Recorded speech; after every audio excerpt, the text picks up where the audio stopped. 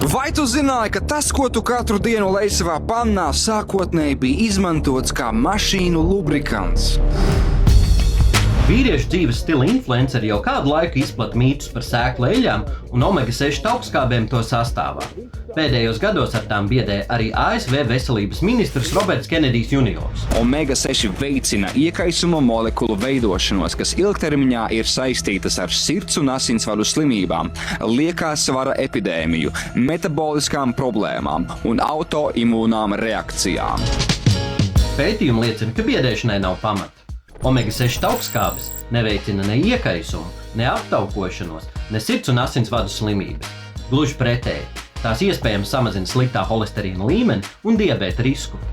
Taču ar omega-6 taukskābēm nevajadzētu pārspīlēt, jo tām ir jābūt līdzsvarā ar omega-3, kas lielā daudzumā ir piemēram zivīs un linsēklu eļļā. Omega-6 noteikti uzturā nav jāpalielina, un šeit ļoti svarīgi būtu šī attiecība omega-3 pret omega-6.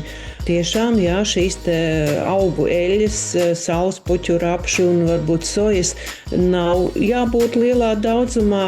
Sēklu eļļu pretinieki iesaka tās aizstāt ar sviestu, speķi, lielopu taukiem un kokosriekstu eļļu, taču šajos produktos ir daudz piesātināto taukskābu, kas palielina sliktā holesterīna līmeni un iespējams kaitē sirds un asinsvadu veselībai. Ja mēs salīdzinām ar šiem piesātinātajiem taukiem, kas ir sviestā, kas ir speķī, tad noteikti mēs šos samazinām, un sēklu eļļas noteikti ir veselīgāks nekā piesātinātie tauki.